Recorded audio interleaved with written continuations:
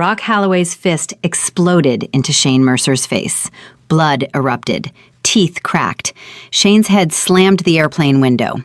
He didn't fight back. Didn't raise his hands. Just took it. "Stay down where you belong." Brock grabbed Shane's collar, slammed him against seat 1A again. Passengers screamed. Nobody moved. They watched this white businessman destroy a black man who wouldn't give up a window seat. Brock raised his fist again. Shane looked up through blood, smiled. "You just ended your life." What Brock didn't know, Shane Mercer owned this entire airline, signed the papers 45 minutes ago. Before we continue with what happened next, hit that subscribe button and ring the bell. Comment below with your city so I can see how far this story travels. Trust me, you need to see how this ends. Shane Mercer woke up at 4:47 a.m. No alarm needed. His body clock learned that trick in the military 20 years ago. He lay in the dark of his Palmer House suite, listening to rain hammer the windows, and thinking about his mother. Diane Mercer wore that navy blue AeroVantage uniform for 23 years, served passengers who never learned her name, never said thank you, never looked her in the eye. She smiled through it all, came home with swollen feet and stories about businessmen who snapped their fingers at her like she was a dog. Shane was 12 when her heart gave out, 39 years old. Doctors called it genetic. Shane knew better. Exhaustion killed her. His father, Marcus, lasted 8 more years. Lung disease from breathing jet fuel in the AeroVantage maintenance hangar. No pension, no insurance, no apology. Shane rolled out of bed. His body ached in that familiar 42-year-old way. Showered in the dark, shaved by memory, dressed in his charcoal suit with no labels, no flash, just perfect lines. He looked in the mirror and saw his father's eyes staring back. 6:15 a.m., his phone buzzed. Thomas Ali, AeroVantage's general counsel, sent one text, a green checkmark emoji. That was it. The deal was done. 6 months of brutal negotiations, every asset leveraged, 12 banks convinced, 4 hedge funds persuaded. Shane Mercer now owned 51% of AeroVantage Airlines. He was CEO, chairman, owner of the company that killed his parents. He felt nothing, no triumph, no satisfaction, just cold, clear focus. He called Thomas. "It's done?" Shane asked. "Signed and filed with the SEC at 6:02 a.m. Thomas sounded exhausted. "You officially own a sinking ship." "Press? Embargoed until noon. You have 6 hours." "Good. I'm taking the 10:15 to New York. Flight 492, first class, under my middle name." Pause on the line. "Why would you do that?" Thomas asked. "You should be meeting the board, doing press." "I need to see what I bought, from the ground level, as a passenger." "That's a risk." "Then I'll deal with it." Shane hung up, grabbed his briefcase with the acquisition documents, his tablet loaded with 6 months of financial data, and his overnight bag. Left at 7:30, Uber to O'Hare. Arrived at 8:45. The Diamond Lounge was half empty. Road warriors typing dead-eyed at laptops. Shane found a corner seat, ordered sparkling water with lime, opened his tablet. 8,743 employees, flight attendants making poverty wages, pilots with gutted pensions, mechanics with no benefits. Gate agents 1, medical emergency from bankruptcy. The previous owners, Aurora Capital, had stripped this company like vultures on a carcass, cut salaries, sold the best planes, deferred maintenance, served garbage food, pocketed the difference. Shane pulled up the manifest for Flight 492. First class, full, 12 passengers. He recognized some names: tech CEO, fashion designer, senator's aide. Then he saw it, seat 1B, Brock Halloway. Shane's jaw tightened. He knew that name. Halloway & Associates, liquidation firm, specialized in buying distressed companies and tearing them apart for scrap. Brock Halloway was managing director, famous for ruthlessness, famous for destroying 11 companies in 5 years, famous for treating service workers like trash. Shane closed the tablet, checked his watch. 9:45, boarding in 30 minutes. He stood and walked toward the gate. That's when he heard it. "I don't care about your overhead bin policy, sweetheart." The voice boomed across the terminal. Shane stopped, turned, saw a man who looked like he stepped out of a cologne ad. Tall, blonde, broad shoulders, $5,000 suit, face flushed red, eyes wild, leaning over the gate counter, jabbing his finger at a young woman whose name tag read Sarah. Sarah was shaking, hands flat on the counter, trying to stay calm, trying to smile. "Sir, I understand you're frustrated, but the cleaning crew is almost done. Everyone has to wait. Just a few more minutes." "I don't wait." Brock Halloway's voice dropped to something dangerous. "I'm Brock Halloway. Do you know what that means?" Sarah shook her head slightly. "It means I run a hedge fund that moves more money before breakfast than you'll see in your pathetic life." Brock leaned closer. Sarah leaned back. "It means I make one phone call and your little career is over. Now get on that radio and tell them to board first class right now, or I'm making that call." Sarah's eyes filled with tears. Her hands shook. She opened her mouth, but nothing came out. Shane felt something cold settle in his chest. He'd seen this his entire life. Men who thought money gave them the right to humiliate people. Men who crushed others because they could. Men who never faced consequences. Shane walked forward, stopped 3 feet from Brock, spoke in a calm, clear voice. "She's doing her job. The plane isn't going anywhere. Relax." Brock spun around. His eyes scanned Shane top to bottom. Dark skin, quiet demeanor, no designer logos. Shane watched something shift in Brock's face. The dismissal, the calculation, the decision that Shane wasn't worth respect. "Excuse me," Brock spoke slowly, "did the help just speak to me?" The terminal froze. Passengers stopped walking. Conversations died. Sarah gasped. Shane didn't blink, held Brock's gaze. "I'm a passenger, just like you. Lower your voice. Treat this woman with respect." Brock laughed. Harsh. No humor in it. "A passenger in first class. Right." Brock stepped closer. Shane smelled expensive scotch and stale cigarettes. "Let me guess. Upgraded with miles? Company diversity quota got you that seat?" Another step. "Stay out of adult conversations, pal." "It concerns me when I see bullying." "Bullying?" Brock's voice rose. "I'm a customer demanding service. That's called knowing your worth." He jerked his thumb at Shane. "People like me pay salaries. People like him take up space." Shane's hands stayed loose at his sides. His voice stayed level. "The gate agent is doing her job. You're drunk. Sit down and wait like everyone else." Brock's face turned purple. A vein pulsed in his temple. "You have no idea who you're talking to." "I know exactly who you are." "Really?" Brock smiled. "Mean. Who am I?" "An entitled bully who's used to people backing down." The intercom crackled. "Attention passengers, we are now boarding first class and premium members for Flight 492 to New York LaGuardia." Brock grabbed his leather bag, shouldered past Shane, checked him hard. Shane had to step back to keep his balance. "Out of the way," Brock muttered. Shane took a breath, looked at Sarah. She was wiping her eyes. "You okay?" Shane asked gently. Sarah nodded. Wasn't okay, though. Humiliated, scared, probably worried about her job. "He's like that every flight," Sarah whispered.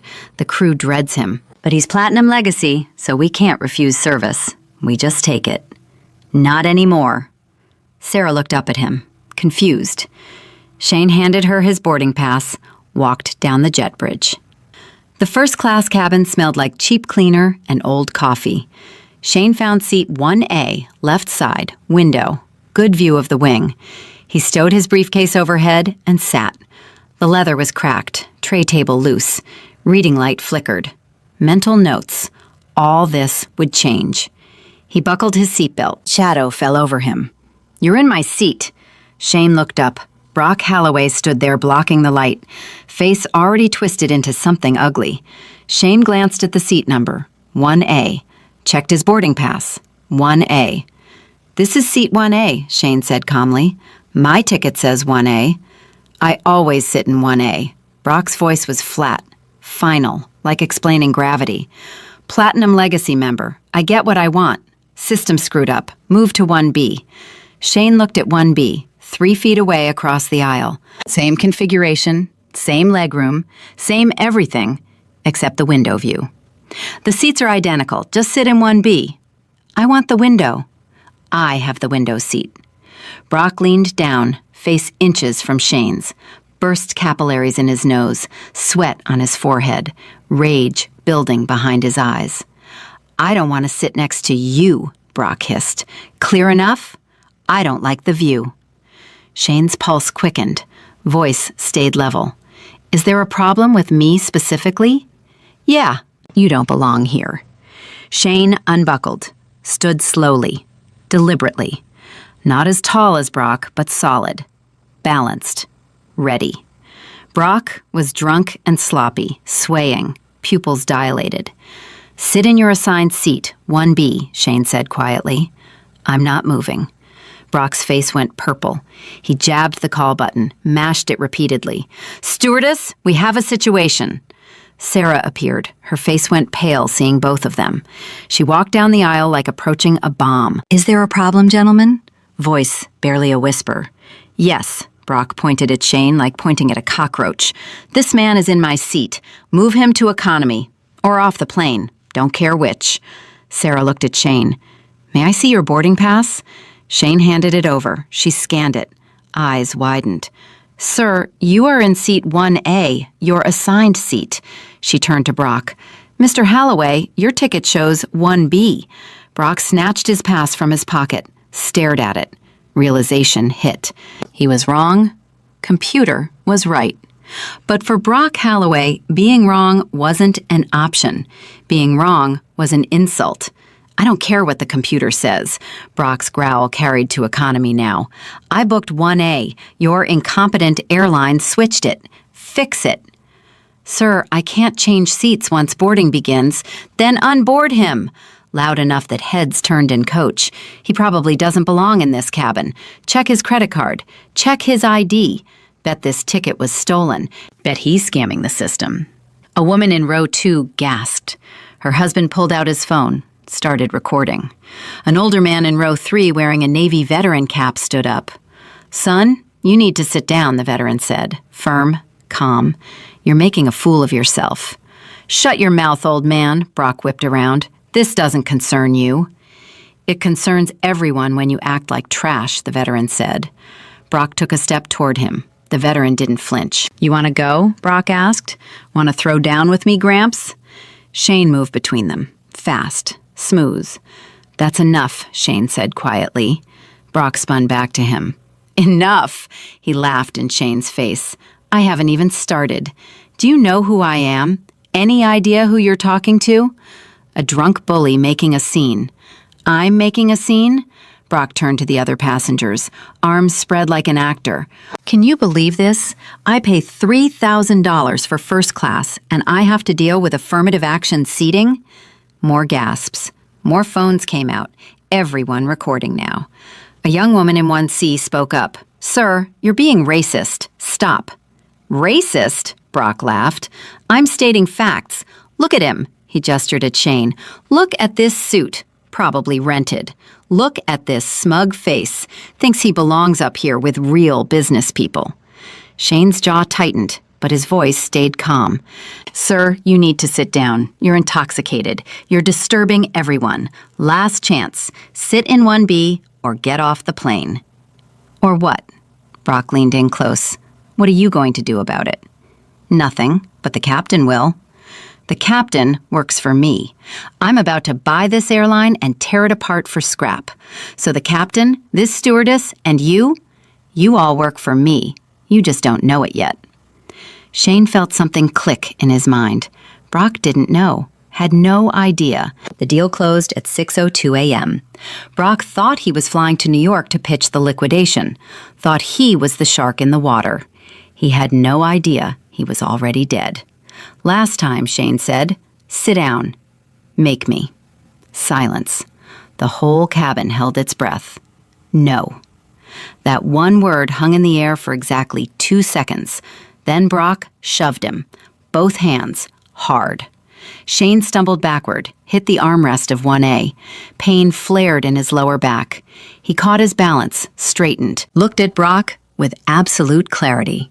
"Sir, that's assault," Shane said. "Don't touch me again." "I'll show you assault." Brock wound up and threw a punch. Shane saw it coming a mile away. Brock telegraphed it like an amateur, pulled his arm back too far, rotated his shoulder too early. Shane trained in Krav Maga for 15 years. Could have dodged, could have blocked, could have stepped inside and broken Brock's nose with an elbow in under a second. Shane didn't move. He let the fist connect. The impact was tremendous. Shane's head snapped right. He tasted copper instantly. Vision went white, staggered back into the seat. Legs buckled. Blood filled his mouth. He spit it on the armrest, looked up at Brock through watering eyes. "Is that it?" Shane whispered. A woman screamed. The man recording yelled, "Oh my God!" Brock lunged forward, grabbed Shane by the lapels, dragged him halfway out of the seat. Shane's feet left the ground. Brock slammed him against the cabin wall. Plastic bulkhead cracked under the impact. Shane's breath exploded from his lungs.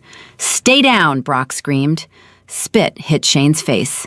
Brock's knee came up, drove into Shane's ribs. Shane heard the crack. Felt it. Blinding white pain radiated through his torso.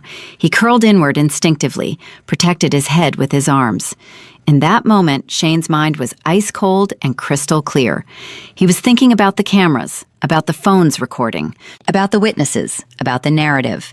If he fought back, it would be mutual combat, two men fighting. The story would be different, messy, complicated. But if he took the beating, if he endured, if he showed restraint while Brock showed violence, then the world would see exactly who Brock Halloway was. "Stop him! Someone help!" Sarah was screaming, pulling at Brock's jacket.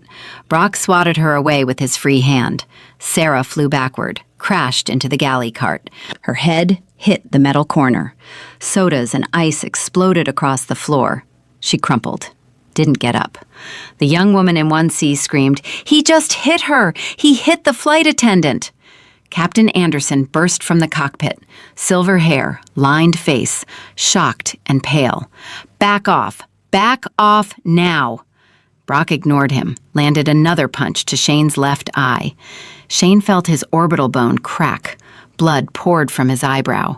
Another punch to the ribs. Same spot. The broken bone ground against itself. Shane couldn't breathe, couldn't see, couldn't think. But he didn't raise his hands, didn't fight back, just protected his head and took it. "Someone stop him," the Navy veteran yelled. "Someone do something!" Captain Anderson grabbed Brock's shoulder, tried to pull him back. Brock spun and shoved the captain, hard. Anderson stumbled into the cockpit door, hit his head, went down. Now passengers were screaming. Someone was yelling, "Call 911!" Someone else was crying. Brock turned back to Shane, grabbed him by the throat, squeezed. "You don't belong here," Brock hissed, face inches away, spit and blood mixing. "You don't belong in first class. You don't belong in this world. You're nothing. You hear me? Nothing." Shane's vision was going dark, black spots dancing. He couldn't get air. His hands came up instinctively, grabbed Brock's wrist, could have broken it, could have struck the throat, could have dropped him in 2 moves. He didn't. Suddenly 2 shapes rushed from economy. A young Marine in uniform, buzz cut, hard eyes, and a large man in a hoodie, bald, tattooed arms. They hit Brock from both sides, tackled him like linebackers. All 3 crashed to the floor. The Marine got Brock face down, knee in his back. The tattooed man pinned Brock's arms. "Get off me," Brock thrashed, cursed. "Do you know who I am? I'll sue you. I'll destroy you. I'll end your lives." Shane slowly pulled himself up, used the armrest. His left eye was swollen shut. Blood ran down his face in streams, soaked his white shirt, ruined his charcoal suit. He touched his ribs, felt the broken bone grinding. He looked down at Brock Halloway, still screaming on the carpet.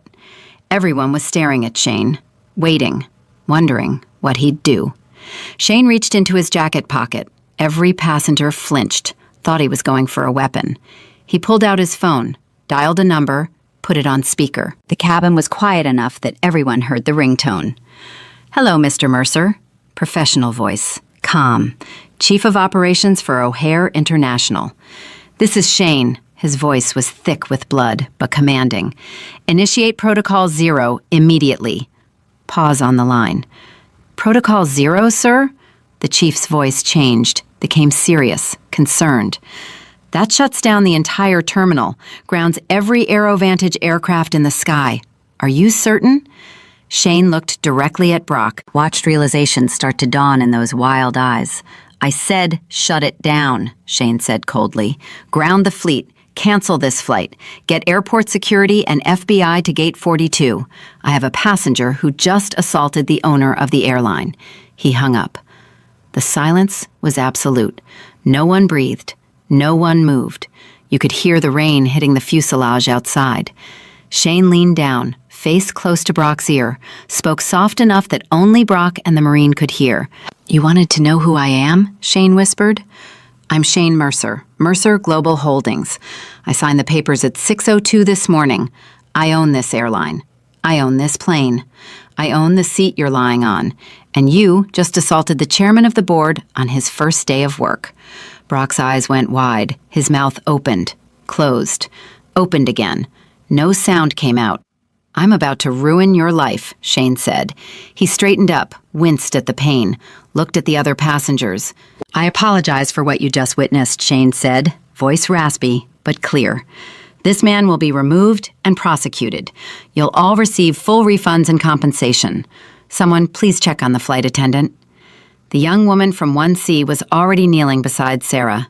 "She's breathing. She's conscious. Just dazed." Shane nodded, turned to Captain Anderson, who was getting to his feet, rubbing his head. "Captain, I need you to make an announcement. Tell passengers we're experiencing a security emergency. No one boards, no one deplanes. We wait for law enforcement." Anderson stared at him. "Who are you?" "Your new boss. Just found out this morning." "Bad timing." The captain's eyes widened. He grabbed the handset. "Ladies and gentlemen, this is your captain speaking. We are experiencing a security situation. Please remain calm and remain in your seats. Law enforcement has been notified and is en route." For exactly 3 seconds, nothing happened. Then, the engines powered down.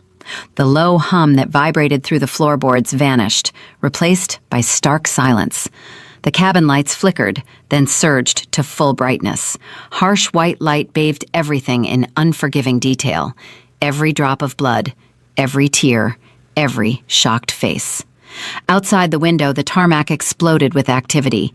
Red and blue lights reflected off the wet pavement, bouncing against the fuselage. Not just one police cruiser, an armada. Airport Authority Police, Customs and Border Protection, 2 black SUVs with no markings. Federal vehicles.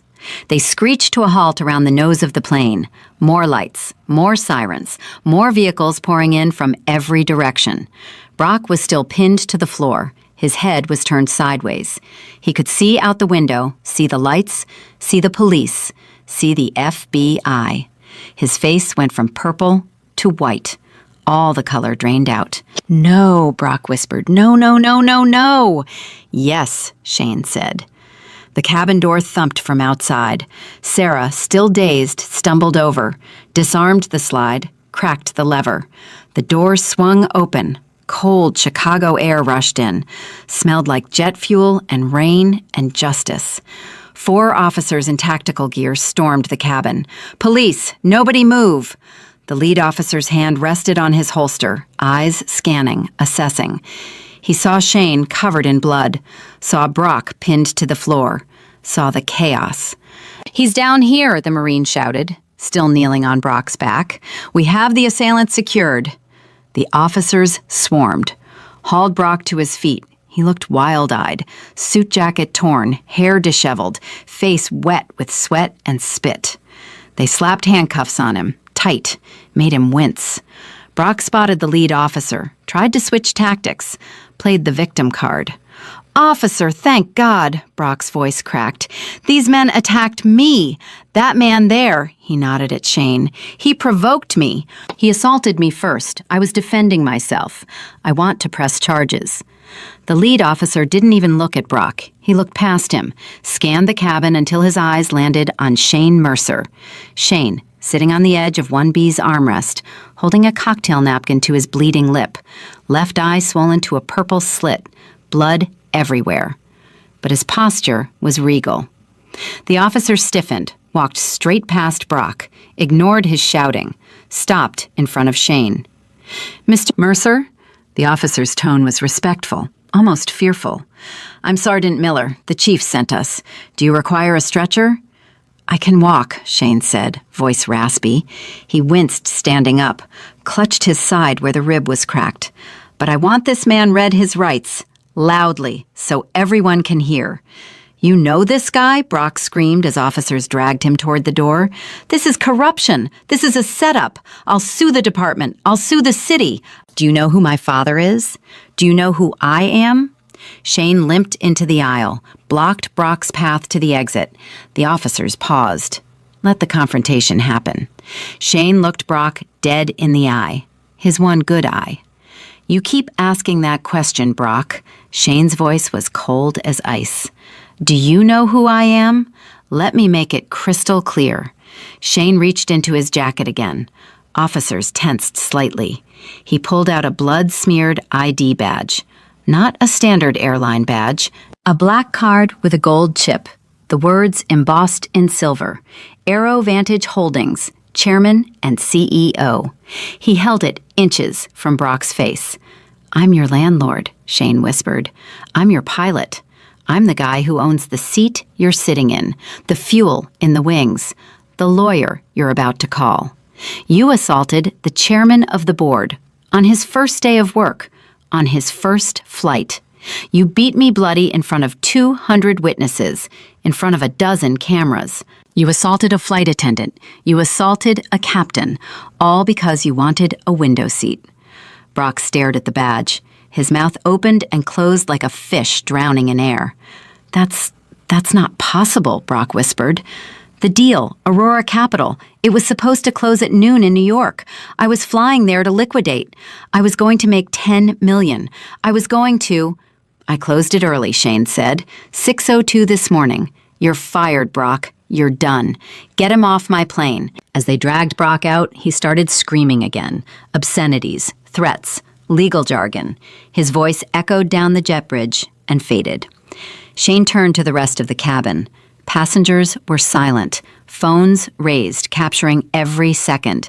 This would be online before he reached the hospital, would be viral before lunch, would be international news by dinner. Shane looked at Sarah. She was sitting on the floor of the galley. The young woman from 1C was holding an ice pack to her head. Sarah was crying. "What's your name?" Shane asked gently. "Sarah, sir. Sarah Jenkins." "Sarah," Shane spoke loud enough for the cabin to hear, "you handled yourself with incredible poise under impossible circumstances. You're promoted, head of in-flight services, effective immediately." Sarah's eyes went wide. "And everyone on this flight," Shane continued, turning to address them all, "you're all getting full refunds, 50,000-mile vouchers for the trauma. And I apologize. I apologize that this company let a man like that board plane after plane. I apologize that my employees had to endure his abuse. That ends today." Someone in economy started clapping. Then someone else. Then the whole plane erupted in applause. But Shane didn't smile. The adrenaline was wearing off. The pain was flooding in, waves of it. His vision was getting blurry. His legs felt weak. "Sir," Sergeant Miller grabbed his elbow, supported him. "The paramedics are at the gate. We need to get you checked out." "Fine," Shane grunted, "but don't take me to a hospital yet. Take me to the airport police station. I have a meeting with Mr. Halloway. Need to explain a few things to him." "Sir, you need medical attention." "I need to finish this, then hospital. That's an order." Miller looked at him, saw something in Shane's eyes, something hard and unbreakable. "Yes, sir," Miller said. Shane took one step. Pain exploded in his side. His vision went dark for a second. He almost fell. The Marine was suddenly there, on Shane's other side, supporting him. "I got you, sir," the Marine said. Young face, couldn't be more than 25. "Name's Corporal Davis. Let me help." Thank you, Corporal. They walked Shane off the plane, each step agony. The other passengers watched in silence. Some were crying, some looked angry. All of them looked at Shane with something like awe. As Shane stepped out into the jet bridge, he heard the Navy veteran's voice from row 3. That's a man right there. That's what leadership looks like. Shane didn't look back, kept walking. Through the jet bridge, into the gate area, where more police waited, where paramedics rushed forward with a stretcher. I'm walking, Shane said. Sir, you have significant injuries. I'm walking. They walked through the terminal, past hundreds of travelers who stopped and stared, past gate agents who whispered, past TSA agents who saluted. Through it all, Shane walked with his head up, blood still dripping from his face, suit ruined, body broken, but undefeated. They reached the police station inside the terminal, a small office tucked away from the main concourse. Sergeant Miller led them to an interrogation room. He's in there, Miller said.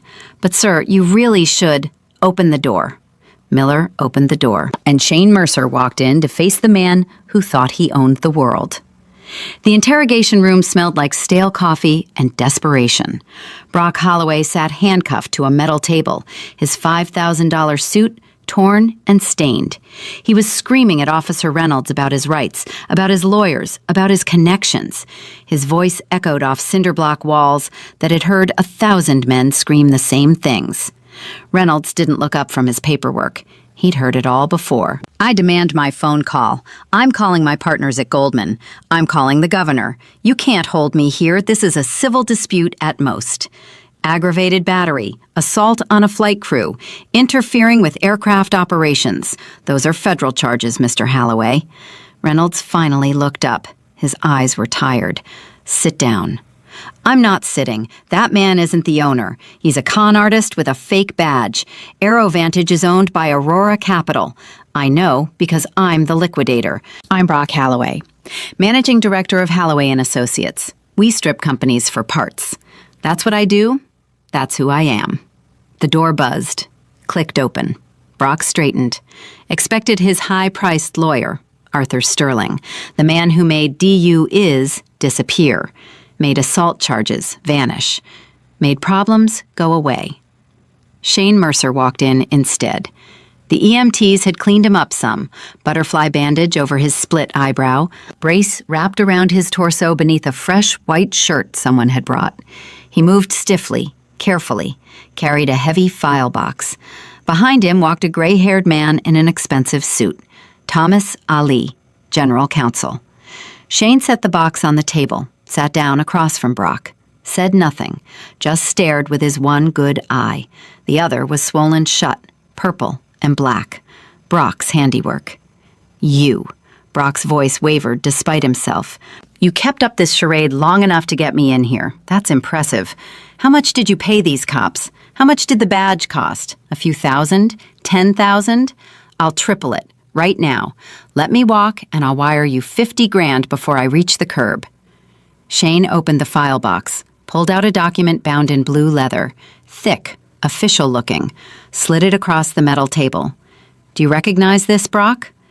Brock squinted at it. His pupils were still dilated from alcohol and adrenaline. Looks like a merger agreement. So what? I see a dozen of these a month. This is the acquisition agreement for AeroVantage Airlines. Aurora Capital sold it this morning. Turn to page 42. Look at the signature. Brock's hands shook in the cuffs. He awkwardly flipped pages with his fingers, reached the signature page. His eyes went wide. Signed, Shane J. Mercer, CEO, Mercer Global Holdings.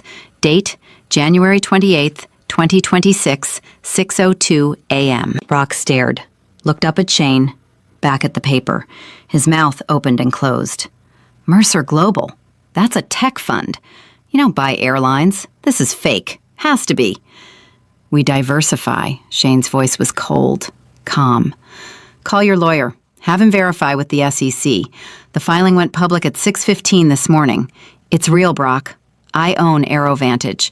I own the plane you were sitting on. I own the seat you wanted. I own everything. Brock's face went from red to white, back to red. Sweat beaded on his forehead. No.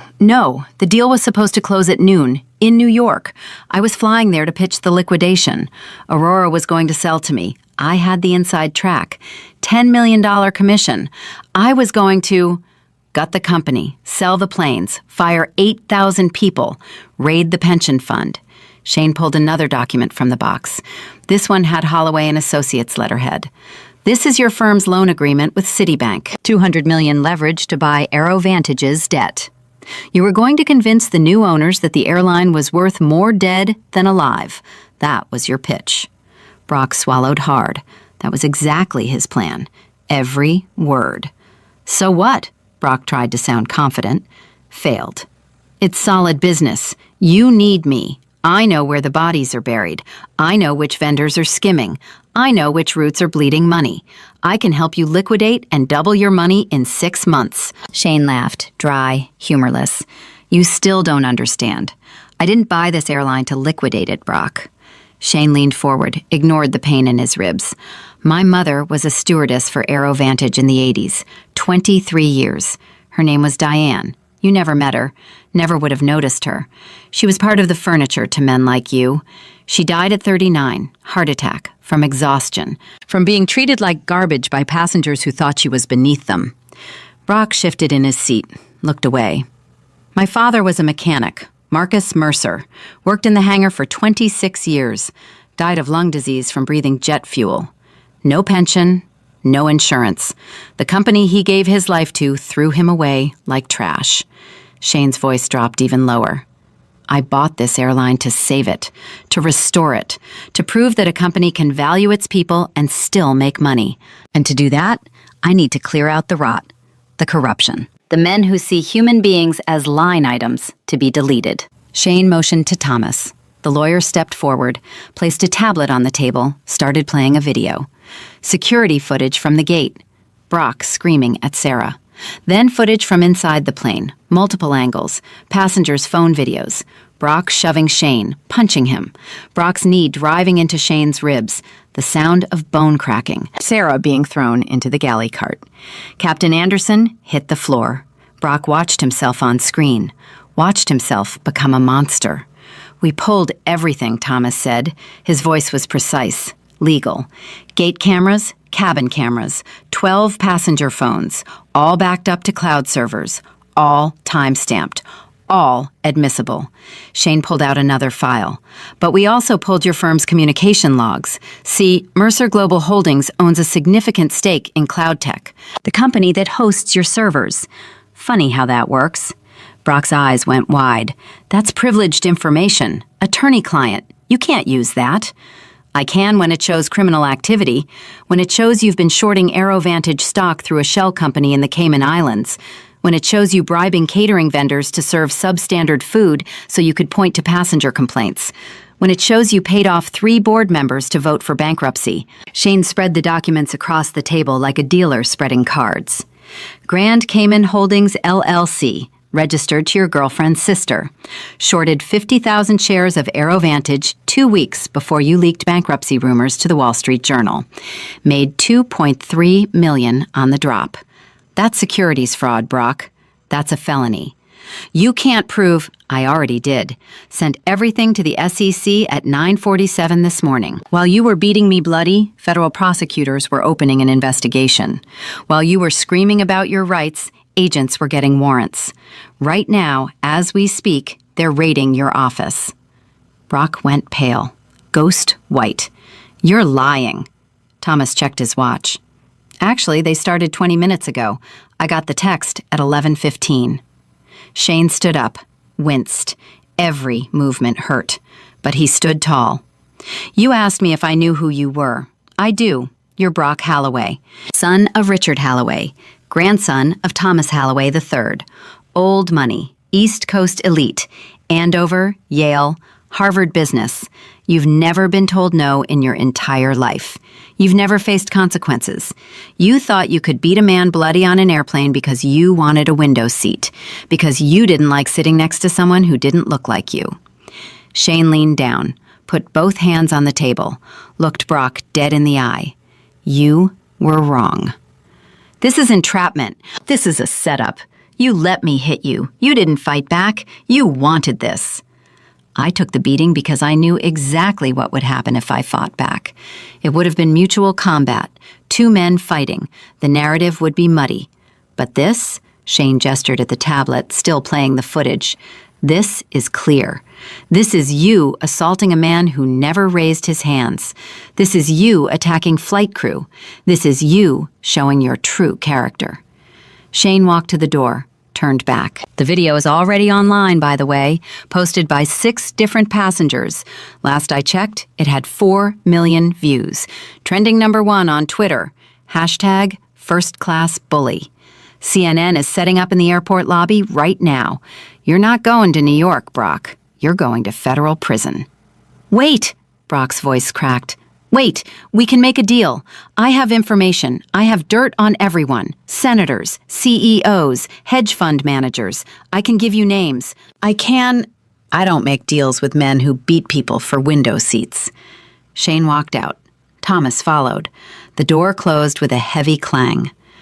Brock sat alone in that room, handcuffed to a table, surrounded by evidence of his own destruction. And for the first time in his 47 years, Brock Halloway had no way out. 3,000 miles away in New York, the offices of Halloway and Associates were imploding. It was 2:30 in the afternoon. Usually, the trading floor would be humming, phones ringing, deals closing, money moving. Today, it was chaos. Phones were ringing off the hooks, but nobody was answering. Major investors were pulling capital, university endowments, pension funds, sovereign wealth funds, everyone running for the exits at once. On every screen, the same video played. Brock Halloway beating Shane Mercer. 12 million views now, 15 million, 20 million, growing exponentially. Jessica Chen sat at her desk outside Brock's corner office, his executive assistant for 5 years. 5 years of verbal abuse, of being called sweetheart and honey and dear in that condescending tone, of picking up his dry cleaning, of lying to his wife, of covering up his affairs, of watching him destroy people for sport. She watched the video on her monitor, watched Brock spit on Shane, watched the hatred in his eyes. The racism barely veiled. Not veiled at all, actually. Her phone buzzed. Text from her husband. Did you see it? Quit now. Get out. Jessica stood up, walked into Brock's massive corner office, Hudson River view, mahogany desk, leather chairs, photos of Brock with senators and celebrities, his ego shrine. She walked to the file cabinet, the one he told her to never open, the one with the files he said to shred if anyone ever came asking. She pulled out the shadow ledgers, the real books, the ones showing the illegal kickbacks, the shell companies, the insider trading, the bribes, the securities fraud. She put them in her bag, walked out of the office, past the junior analysts who were panicking, past the partners who were screaming into phones, past security who didn't even look up, took the elevator down 43 floors, walked out onto Broadway, turned left, walked 6 blocks to the Federal Bureau of Investigation field office, walked through the glass doors, up to the reception desk. I'm Jessica Chen. I work for Halloway and Associates. I have evidence of securities fraud, insider trading, bribery. I want to make a statement. The receptionist picked up the phone. 3 minutes later, 2 agents in suits escorted Jessica to an interview room. She opened her bag, pulled out the files, said, I've been waiting 5 years to do this. Back in Chicago, Brock Halloway was being processed, fingerprinted, photographed. His mugshot would be on TMZ within an hour. His expensive Italian suit was stripped off, bagged as evidence. He was handed an orange jumpsuit that smelled like bleach and despair. This is a mistake, Brock kept saying. I have a lawyer coming, Arthur Sterling. He's the best. He'll have me out in an hour.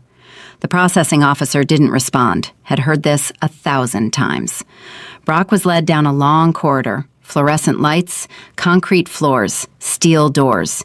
Each step took him further from his old life, his penthouse, his cars, his clubs, his world where he mattered. They reached a holding cell, general population. The door opened. Brock expected isolation, expected special treatment, expected a private cell where he could wait for his lawyer in peace. The guard shoved him into a cell with 20 other men. The door slammed shut. The sound was final, absolute. Brock backed into a corner, tried to make himself small, invisible. A large man sitting on a bench looked up, recognized him, not from the business pages, from the TV in the booking area, from the video. "Yo," the man pointed.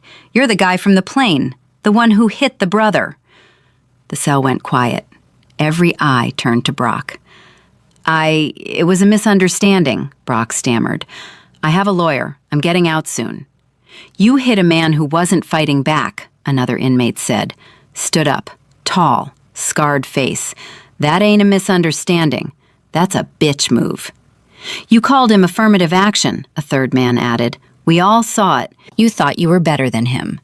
Brock's back hit the concrete wall. Nowhere to go. "In here, your money don't mean shit," the first man said. "In here, you're just another number, and everyone knows what you did." Brock slid down the wall, sat on the dirty floor, put his head in his hands.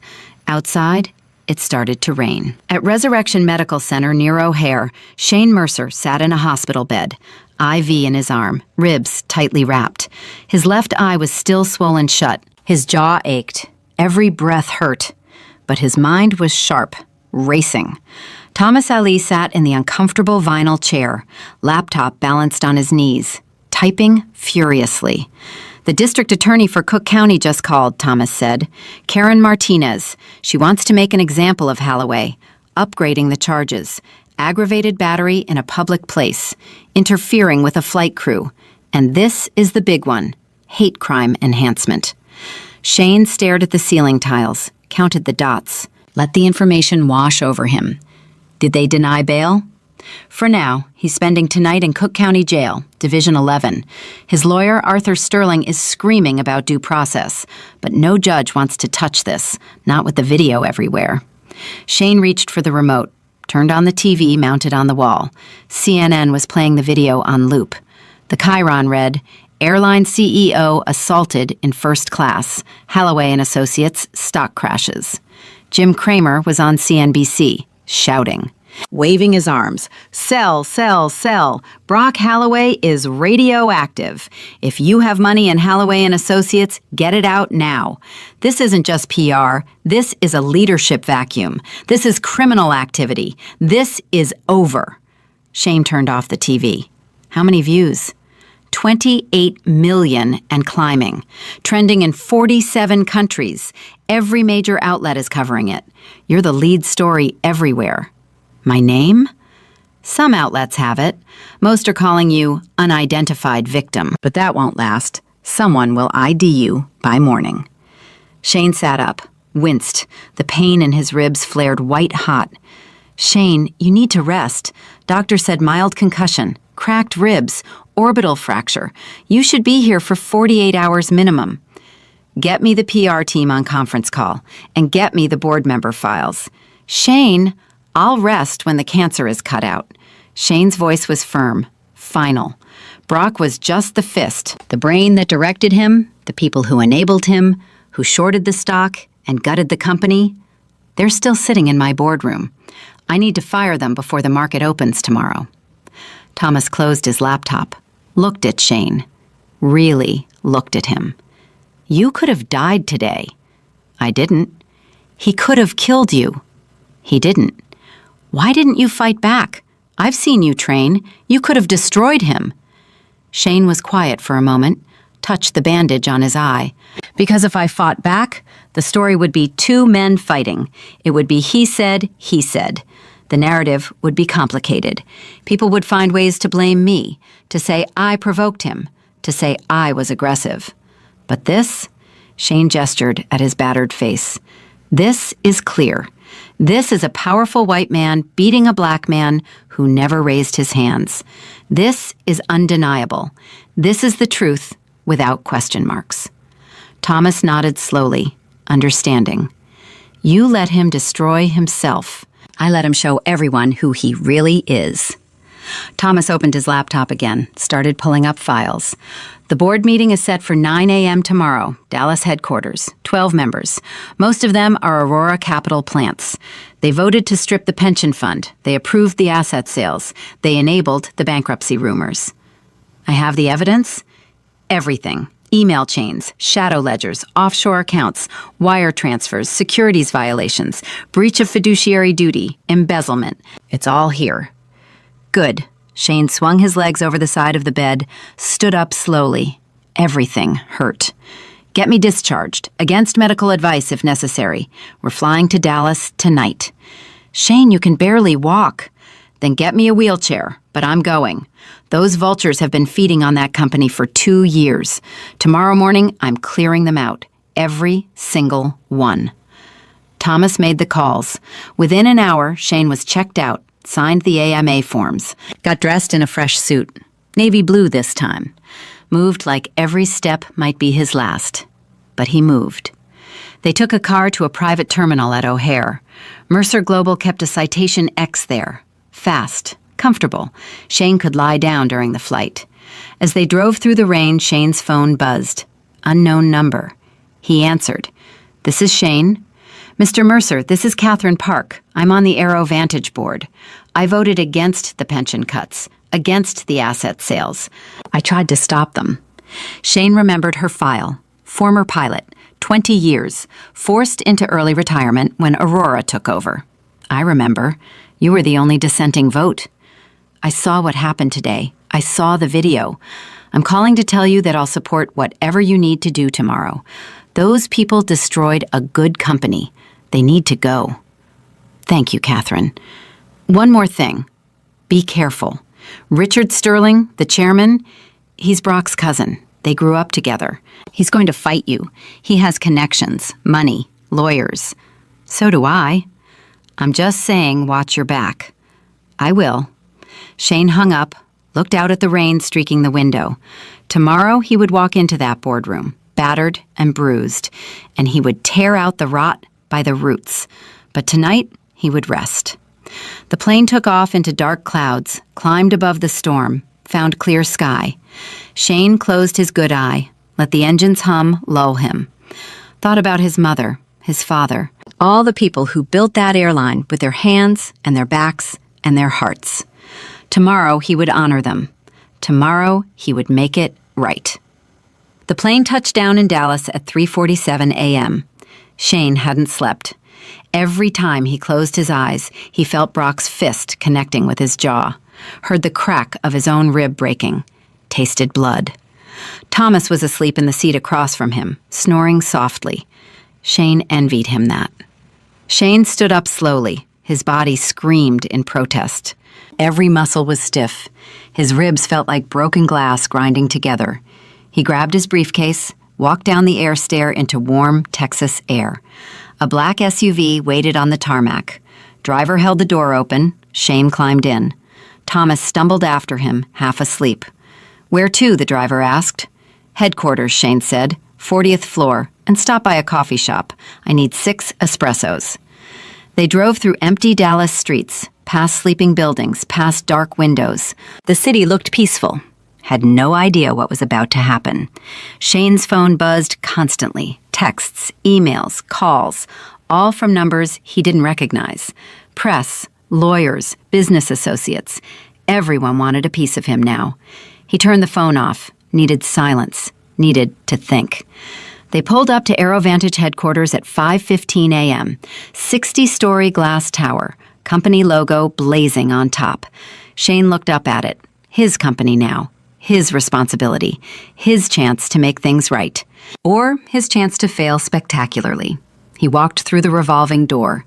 The lobby security guard looked up from his phone, saw Shane's battered face, did a double take. "Sir, are you okay? Do you need help?" "I'm fine. I'm Shane Mercer, new CEO. I need access to the 41st floor." The guard's eyes went wide.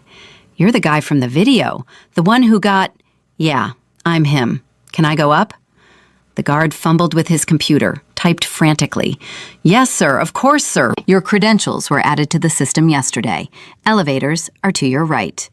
I want you to know, what you did was brave. not fighting back, showing everyone who that man really was. Shane nodded. "Thank you.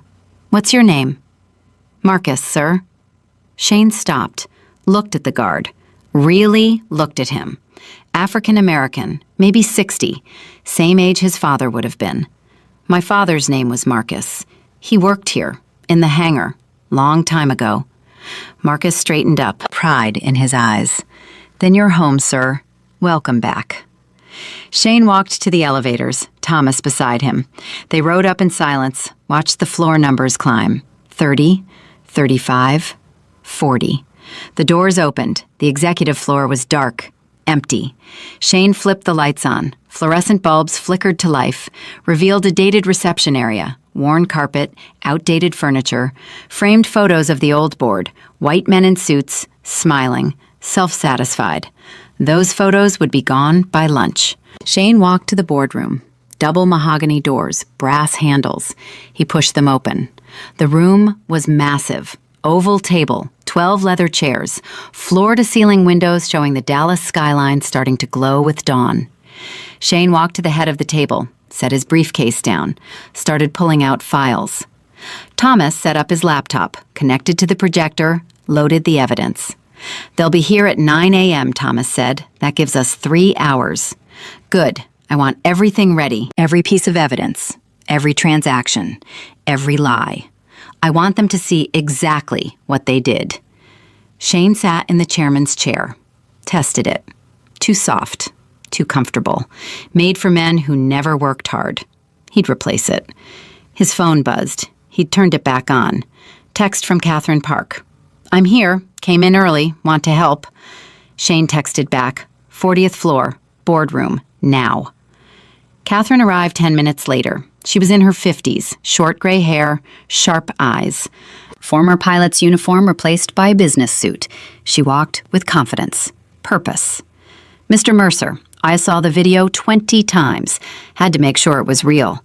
Had to make sure someone finally stood up to them. Call me Shane, and thank you for coming early.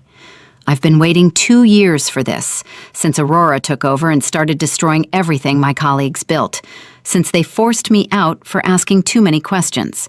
Catherine looked at the files spread across the table. "What do you need?" "I need to know which ones will fight, which ones will fold.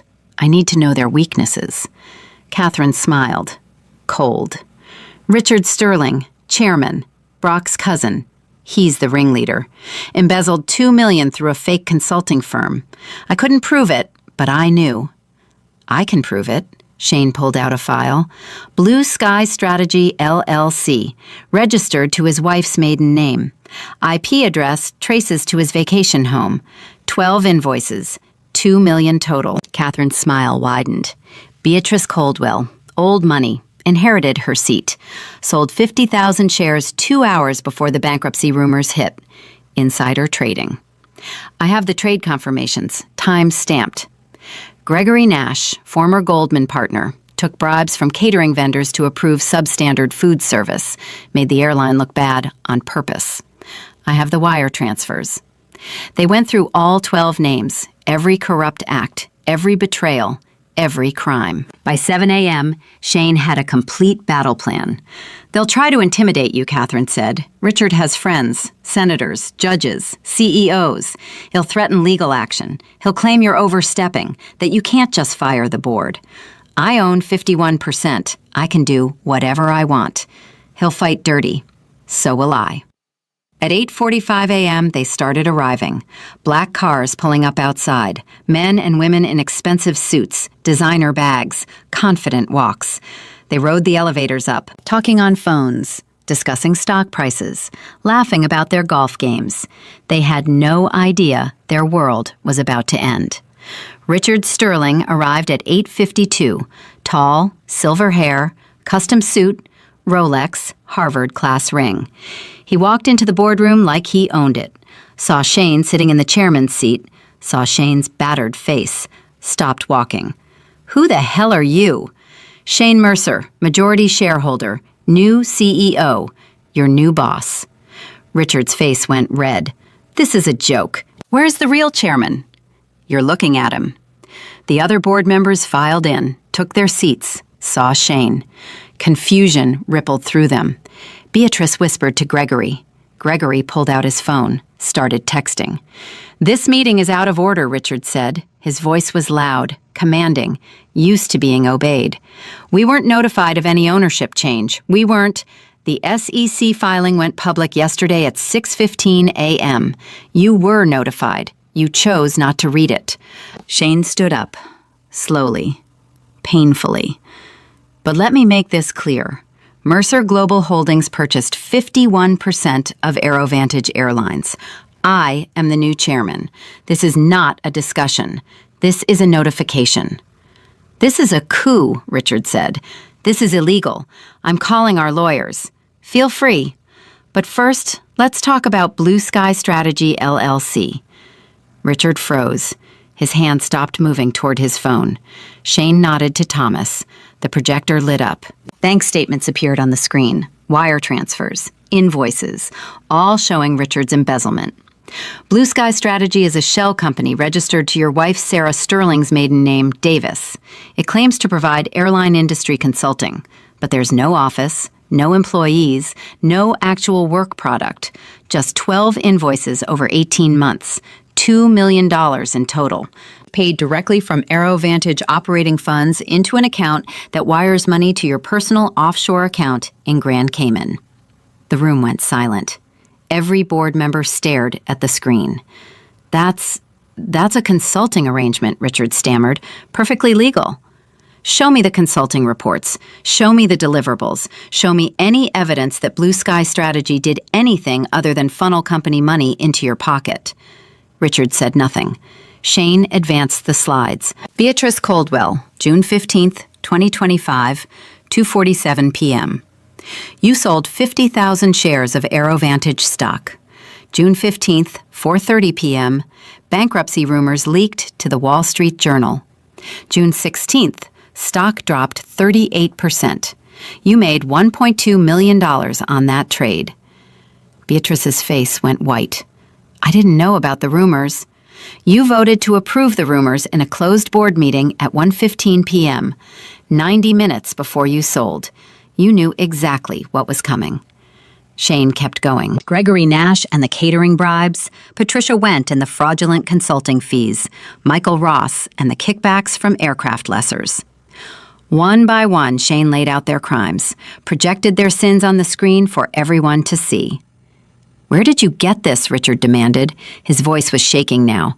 "This is privileged information. This is, I own the company. I own the servers. I own the data. And I sent copies of everything to the SEC, the DOJ, and the FBI yesterday morning. You can't do this. I'm calling my lawyer. I'm calling..." Richard pulled out his phone. "You're calling your cousin?" Shane asked quietly. Richard stopped, looked up. "Brock Halloway, your cousin. Managing director of Halloway and Associates, the firm that was going to liquidate this airline and make you all rich. The man who beat me bloody yesterday because I wouldn't give him a window seat. The man sitting in Cook County Jail right now facing federal charges." Richard's phone slipped from his hand, clattered on the table. "You knew the whole time," Shane continued. "You knew Brock was coming to pitch the liquidation. You voted to approve it before he even landed. You were going to gut this company, fire 8,000 people, raid the pension fund, split the proceeds. Brock would get his commission, you'd get your payoff, everyone wins. Except the people who actually built this airline." Shane's voice dropped, became cold, dangerous. "My mother worked for this airline. My father bled for it. They gave everything. And you parasites fed on their sacrifice. That ends today." He looked around the table, made eye contact with each of them. "You have two choices. Option A, you remain on this board. I hand these files to federal prosecutors. You get arrested, indicted. You spend your retirement in federal prison." Silence. Heavy. Suffocating. Option B, you resign, immediately, effective right now. You waive all severance. You repay every dollar you stole. And you walk out of this building and never come back. Richard stood up. "You can't do this. We are the board. We can vote you out. We can..." Thomas spoke up from the back. According to the acquisition bylaws, Mr. Mercer holds 51% of voting shares. He controls the board. He can remove any or all members without cause. You have no power here anymore. Richard looked around the table, searching for support, for allies, for anyone who would stand with him. No one met his eyes. The FBI is in the lobby, Shane said. I asked them to wait 30 minutes. Give you time to make the right choice. You have 28 minutes left. Beatrice grabbed her pen, scribbled on a notepad, threw it on the table. I resign. She grabbed her bag, ran for the door, heels clicking, desperation in every step. Gregory was next, then Patricia, then Michael. One by one, they wrote their resignations, threw them on the table, fled. Richard stood there, alone, defiant. My lawyers will destroy you. I have connections, senators, judges, CEOs. You don't know who you're dealing with. I know exactly who I'm dealing with. Shane picked up his phone, pressed a button, put it on speaker. A voice crackled through. Mr. Mercer? Agent Williams, are you ready? Yes, sir. We have the warrants. Shane looked at Richard. FBI Special Agent Victoria Williams. She's been investigating financial crimes in the airline industry for 3 years. Funny how things work out. Richard's face went from red to gray. He stumbled backward, hit his chair, nearly fell. You set this up. You orchestrated all of this. No, you orchestrated it. I just documented it. Shane ended the call. You have 2 minutes. Resign, or I send Agent Williams up here with handcuffs. Richard grabbed a pen. His hand was shaking so hard he could barely write. He scratched out 3 words. I resign, effective immediately. Threw the paper on the table. Looked at Shane with pure hatred. You'll fail. This airline is dying. You can't save it. You'll lose everything. Maybe. But at least I'll go down trying to build something, not tearing it apart. Richard walked to the door, stopped, turned back. My cousin was right about one thing. You don't belong here. Shane smiled, cold. Your cousin is in jail. You'll be joining him soon. Get out of my building. Richard left, door slammed behind him. Shane stood alone in the boardroom, surrounded by resignation letters. His body ached, his eye throbbed, his ribs screamed with every breath. But he'd won. Catherine walked back in. She'd been standing outside, watching through the glass. That was brutal. That was necessary. What now? Shane walked to the window, looked out at Dallas waking up. The sun was climbing. The city was coming alive. Somewhere down there, 8,000 people were getting ready for work, getting on buses, starting their shifts, not knowing their lives were about to change. Now we rebuild, we promote from within, we find the people who actually care about this company. We give them power, we let them lead. He turned back to Catherine. I'm appointing you Chief Operating Officer, effective immediately. You know this airline, you know these people. You'll help me fix it. Catherine's eyes widened. I don't know what to say. Say yes. Yes, absolutely yes. Shane pulled out his phone, called Thomas. Get the PR team ready. Schedule a town hall meeting for tomorrow morning. Main maintenance hangar. I want every employee there, every single one. Mechanics, pilots, flight attendants, gate agents, janitors, everyone. What are you going to tell them? The truth, that their company almost died, that corrupt men tried to kill it, but we're going to save it, together. He hung up, looked at Catherine. Get me the employee files. I want to know who's been here longest, who's most loyal, who actually cares. Those are the people I'm promoting. Those are the people I trust. Catherine nodded, pulled out her phone, started making calls. Shane walked back to the chairman's seat, sat down, let himself feel the pain. Let himself acknowledge how close he'd come to dying yesterday, how Brock's fists had nearly ended everything. But they hadn't. He'd survived. He'd won. And now he had work to do. His phone buzzed. Text from an unknown number. This is Sarah Jenkins, flight attendant from yesterday. Just wanted to say thank you for everything. We've been waiting for someone like you for so long. Shane texted back, Thank you for your courage. You stood up when others backed down. That matters." Another text, this one from Marcus, the security guard. "Mr. Mercer, something you should know. Richard Sterling just tried to leave with a box of files. I stopped him, confiscated it. Should I call the police?" Shane smiled. "Hold him in the lobby. FBI is on their way." He stood up, walked to the window again. Down below, he could see Richard Sterling being escorted by security. The FBI agents pulling up in black SUVs. Richard's face twisted in rage and fear. Justice was slow, but it was coming. Shane's phone rang. Thomas. "CNN wants an interview. CBS, NBC, Fox, everyone. They want to talk to you about yesterday, about the video, about what you're doing here." "Not yet. First I talk to my employees. Then I talk to the press. They're offering a lot of money." "I don't need their money. I need their patience." He hung up, turned to Catherine. "How many employees are there?" 8,743 as of yesterday. "How many live paycheck to paycheck?" "Most of them. Wages have been cut 3 times in 2 years. Benefits gutted. Pension frozen." "That changes today. Call HR. Tell them I want a full compensation review. We're raising wages, restoring benefits, unfreezing the pension. I don't care what it costs." "Shane, the airline is already losing money. If you raise costs, then we'll lose more money until we figure out how to make it work. But we're not going to save this company by crushing the people who keep it running. That's what Aurora did. That's what Brock wanted to do. We're doing the opposite." Catherine stared at him. "You're serious?" "Completely. You're going to lose a fortune. Maybe, or maybe treating people with dignity is actually good business. Maybe loyal employees work harder, care more, create value. We're about to find out." Catherine smiled. "You sound like my old captain. Before Aurora took over, he used to say the same things." "What happened to him?" "They forced him out. Early retirement. Broke his heart."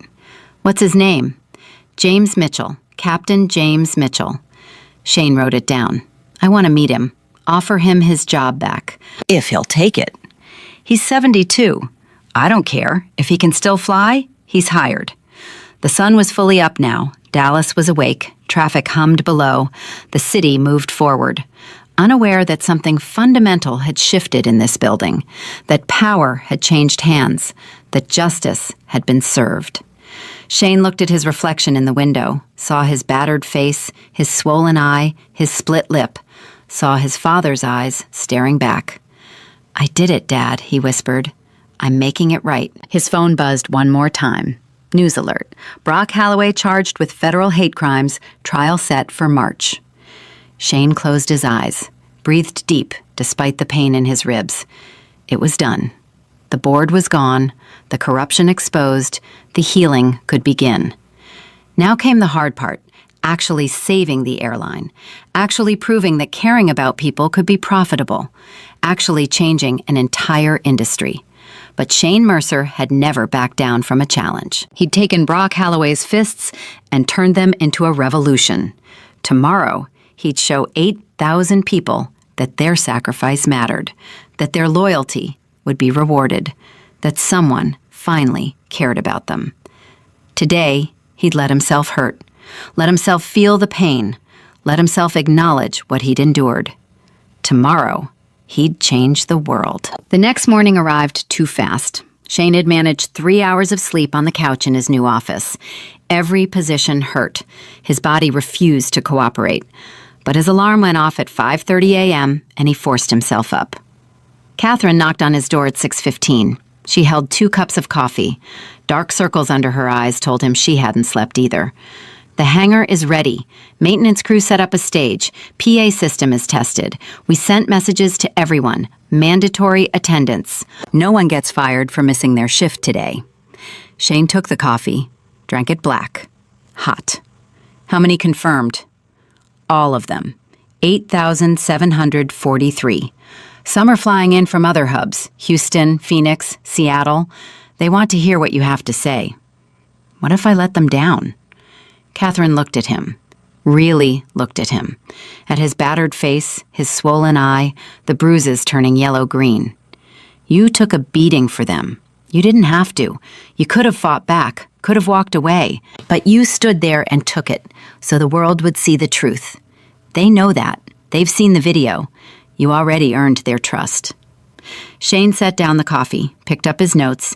He'd written and rewritten his speech 20 times during the night, kept crossing out words, adding new ones, trying to find the right message. I'm scared, he admitted. What if I can't save it? What if we fail anyway? Then we fail trying. That's more than Aurora ever did, more than Brock ever would have done. Shane nodded, put on his jacket, navy blue, crisp white shirt. He looked in the mirror. His face was a mess. No hiding it. But maybe that was the point. Maybe they needed to see what he'd endured, what he'd risked. They took the elevator down, walked through the lobby. Marcus was there again, night shift ending. He saw Shane and stood up straight, saluted. Shane stopped. You don't have to do that. I want to. My son works in baggage handling. He's been there 12 years. They cut his wages twice. He's got 2 kids. My grandkids. He was about to quit, find something else. But he saw what you did. He's staying now. He believes again. Shane felt something crack in his chest. Not pain. Something else. Purpose, maybe. What's his name? Marcus Jr. We're both Marcus. I want to meet him after the meeting. He'll be there, front row. They drove to the maintenance hangar at DFW. The sun was just coming up, orange and pink leading across the horizon. The hangar was massive, could fit 3 777s inside. Today, it held something more valuable. People. Thousands of them. Shane stepped out of the SUV, saw the crowd. His breath caught. They filled the space, stood shoulder to shoulder, mechanics in coveralls, pilots in uniform, flight attendants still in their navy blue, gate agents, baggage handlers, customer service reps, accountants, HR staff, cleaners, security, every person who kept AeroVantage running. They turned when they saw him, started clapping. The sound built, grew, became thunder. Shane wasn't ready for it, wasn't prepared for the emotion. He felt his throat tighten, felt tears threaten. Catherine touched his arm. They're ready. Are you? No, but let's go anyway. They walked through the crowd. People reached out, touched his shoulder, his arm, offered words of support. Thank you. We're with you. You're one of us now. Shane made it to the stage, temporary platform built from cargo pallets and plywood, a microphone stand in the center. No teleprompter, no fancy graphics, just him and 8,000 people waiting to hear the truth. He stepped up to the microphone. The crowd went silent. Absolute. You could hear the ventilation system humming overhead. Nothing else. Shane cleared his throat. It hurt. Everything hurt. But he spoke. I'm not going to give you a corporate speech. His voice echoed through the hangar, strong, clear. I'm not going to talk about synergy or market share or quarterly earnings. I'm not going to pretend I have all the answers, because I don't.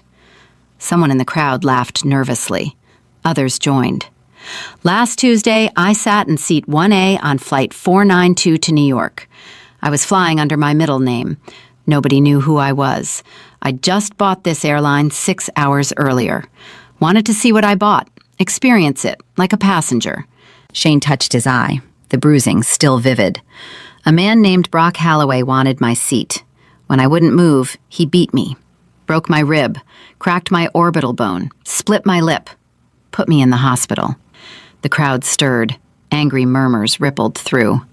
He did this because I'm black, because he thought I didn't belong in first class, because men like him have been told their entire lives that they can do whatever they want without consequences. Shane's voice rose, that's stronger. He was wrong. Cheers erupted. Shane held up his hand, waited for silence.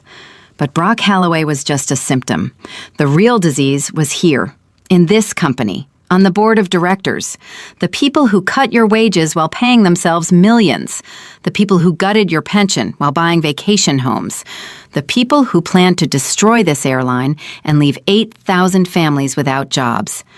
Yesterday morning, I fired all of them. Every single one. The hangar exploded. Cheering, shouting, clapping. People hugged each other. Some cried. Shane let it go for 30 seconds, then raised his hand again. They're gone. They can't hurt you anymore. But now we have to rebuild. And I can't do it alone. I need you. He pointed to the crowd, swept his arm across all of them. This airline isn't the planes, isn't the logo, isn't the headquarters. It's you. The mechanic who stays late to check a hydraulic line because she knows a family is depending on that plane tomorrow. The gate agent who helps a stressed mother fold a stroller. The pilot who navigates storms to get everyone home safe. The cleaner who makes sure the cabin is perfect. The baggage handler who treats every suitcase like it matters. Shane's voice cracked. He pushed through. My mother was a flight attendant here, Diane Mercer. Some of you might remember her. She died when I was 12. Heart attack at 39. Worked herself to death serving passengers who treated her like furniture. The crowd was silent now, listening. Really listening. My father was a mechanic, Marcus Mercer, worked in this hangar, died of lung disease from breathing jet fuel for 26 years. No pension, no insurance. The company he built threw him away. Shane stepped back from the microphone, composed himself, stepped forward again. I bought this airline to honor them, to prove that a company can care about its people and still succeed, to prove that loyalty should run both ways, to prove that you matter. He nodded to Catherine. She wheeled out a large presentation board, covered with a black cloth. Effective immediately, Shane said, his voice building with each word. We're implementing the following changes. First, wages. Everyone gets a 20% raise, effective next pay period. Gasps, disbelief. Someone shouted, "Is this real?" Second, benefits, full health coverage, dental, vision, mental health, for you and your families. The company pays 80%. More gasps. People grabbed each other, couldn't believe what they were hearing. Third, pension. We're unfreezing it. We're fully funding it, and we're adding a company match to your 401k, 6%. A woman in the front row started crying. Her friend hugged her. Fourth, respect. If any passenger ever treats you the way Brock Halloway treated me, you have my permission to remove them from the flight. No more abuse, no more harassment, no more tolerating bullies because they paid for a ticket. You have authority. Use it. The cheering was deafening now. Shane had to shout to be heard. But there's one more thing. He pulled the cloth off the presentation board, revealed the plan. I'm transferring 40% of my voting stock into an employee trust. As of today, you own 40% of this company. You're not just workers, you're partners, you're owners. When we succeed, you profit. When we make decisions, you have a voice. This is your airline now. The silence that followed was profound, absolute, like the whole world had stopped breathing. Then someone started clapping. Slowly at first, then faster, then everyone joined. The sound was overwhelming, primal. People were crying openly now, hugging strangers, jumping up and down. Shane stepped back from the microphone. Let them have their moment. Let them feel what it meant to finally be valued, to finally matter. Catherine wiped her eyes. You just gave away a fortune. No, I just invested in the right thing. A mechanic climbed onto the stage. Big guy, coveralls stained with grease. He grabbed the microphone. I'm Marcus Taylor, Jr. My dad works security upstairs. I've been in baggage handling for 12 years. They cut my pay twice. Almost quit last month. But I saw what you did, Mr. Mercer. Saw you take that beating. Saw you stand up for us. I'm staying. We're all staying. And we're going to make you proud. He handed the microphone to a flight attendant. Young woman, couldn't be more than 25. I'm Rachel. I've been flying for 3 years. Passengers treat us like servants, snap their fingers, call us honey and sweetheart, make disgusting comments. We have to smile and take it. But not anymore. You gave us our dignity back. Thank you. One by one, employees took the microphone, told their stories, shared their pain, their hope, their gratitude. Shane stood on the stage and listened. Let each person be heard. Let each voice matter. An hour passed, then 2. The meeting turned into something else. A revival, a revolution, a moment when everything changed. Finally, Shane took the microphone back. We have a long road ahead. We have to fix planes, improve service, earn back trust. It won't be easy. Some days will be hard. Some days we'll want to quit. But we'll do it together, as partners, as equals, as family. He paused, let the words sink in. Now get back to work. We have an airline to save. They didn't leave immediately. They crowded the stage, shook Shane's hand, hugged him. Some just wanted to touch him, to confirm he was real, that this wasn't a dream. Marcus Jr. found Shane, brought his father. 3 generations of Marcus standing together. My grandfather worked here too, Marcus Jr. said. In the 60s, before they integrated the hangars. He couldn't use the same bathroom as white mechanics, but he loved this company anyway, believed in it. He's gone now, but I think he'd be proud of today. Shane shook both their hands. I'm proud of today, too. While Shane was changing lives in Dallas, Brock Halloway's life was ending in Chicago.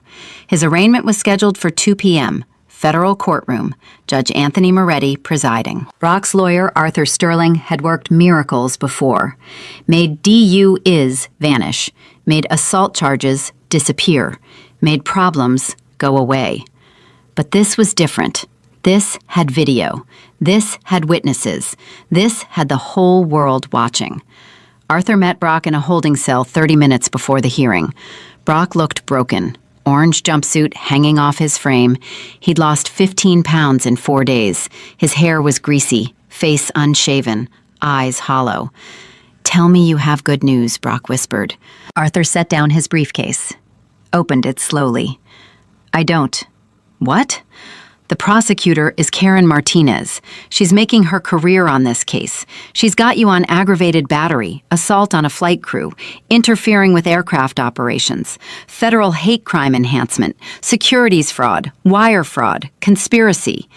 The security stuff has nothing to do with the plane. They're building a RICO case, pattern of criminal behavior. They have your emails, your financial records, your shell companies. Jessica Chen gave them everything. Brock slumped against the wall. Jessica, that bitch. Don't say anything. Anything you say can be used against you, even to me. You're my lawyer. Attorney-client privilege has limits. If you're planning more crimes, I have to report it. Don't tell me anything I can't unhear. Brock started crying. Actually crying. Tears running down his face. I'm going to prison, aren't I? Arthur was quiet for a long time. Yes. The question is, for how long? I can try to negotiate a plea, maybe get you down to 15 years. 15 years? I'll be 62 when I get out. My life will be over. Your life is already over, Brock. The video has 100 million views now. You're the most hated man in America. Even if by some miracle you beat the charges, you're finished. No one will hire you. No one will work with you. You'll be a pariah forever.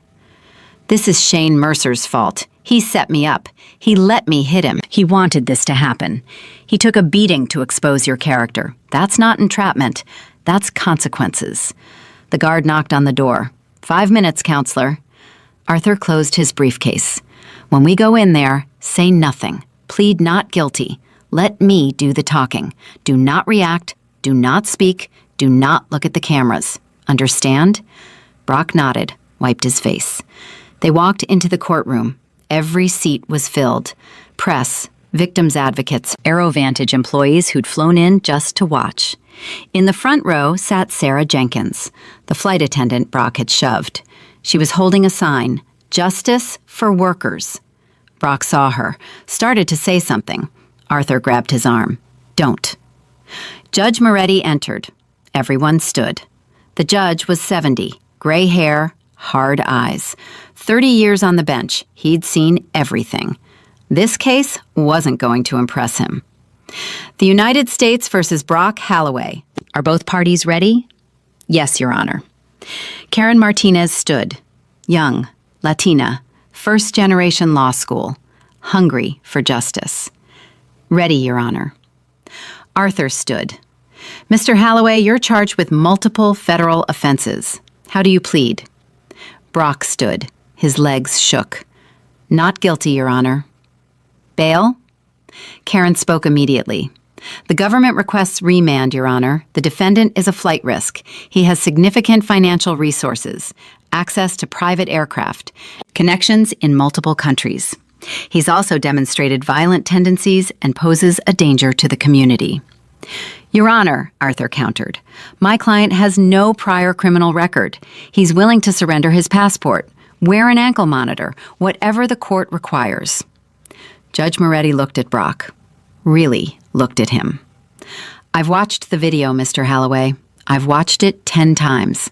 I wanted to make sure I wasn't missing something, some context that would explain your behavior. I found none. What I saw was a man who thought he was above the law, above common decency, above humanity itself.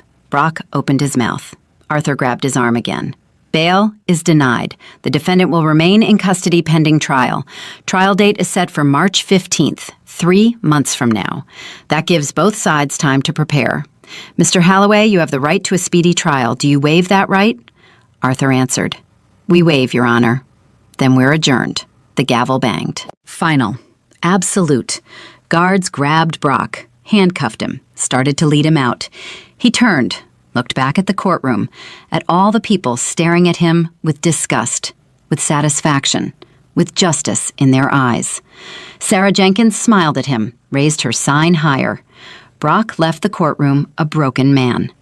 Back in Dallas, Shane was in his office, exhausted, drained, but satisfied. The town hall had been a success. The employees believed. They were energized, ready to fight. Catherine knocked and entered. She held a tablet.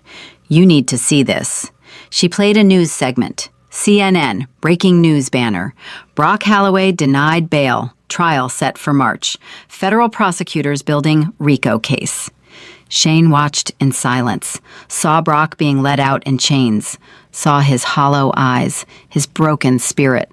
He felt nothing, no satisfaction, no triumph, just a sad recognition that some people only learn through destruction. There's more, Catherine said. She switched to another video. Jessica Chen's FBI interview had been leaked. Not the full tape, just excerpts. Jessica's voice was steady, strong. Brock Holloway ran that firm like a criminal enterprise. He bribed officials, manipulated markets, destroyed companies for profit. And he did it all while treating people like garbage. Women, minorities, anyone he thought was beneath him. I documented everything, every email, every transaction, every crime, because I knew someday someone would care enough to stop him. The interviewer asked, "Why didn't you come forward sooner?" Because I was scared, because he had power, because the system protects men like him. But when I saw Shane Mercer take that beating and not fight back, I realized that courage isn't about being fearless. It's about doing the right thing even when you're terrified. He inspired me. He showed me that one person can make a difference. Shane turned off the tablet, looked at Catherine. She's brave. So are you. I just did what needed to be done. That's what bravery is. Shane's phone buzzed. Text from Thomas. Judge Moretti wants to meet you, says he has questions about the airline, about what you're doing. I think he wants to understand if this is real or just PR. Shane texted back, set it up. I'll meet him anytime. Another text, this one from an unknown number. Mr. Mercer, this is Captain James Mitchell. I heard you want to talk to me. I heard what you did at the town hall. I'm 72, but I can still fly. If you meant what you said about bringing back people who care, I'm ready to come home. Shane smiled, first genuine smile in days. Texted back, welcome home, Captain. Report Monday. We need you. His phone rang. He didn't recognize the number. Answered anyway. Shane Mercer. Mr. Mercer, this is Diane's son, aren't you? Shane froze. That voice. He knew that voice. Who is this? Patricia Wilson. I worked with your mother. Flight attendant. We were friends. I retired 5 years ago. Couldn't take it anymore. But I saw the video. Saw what you did. Saw you at the town hall. She would be so proud of you. Shane's throat tightened. Thank you. That means everything. Your mother used to tell me about you, how smart you were, how determined, how you'd do something important someday. She was right.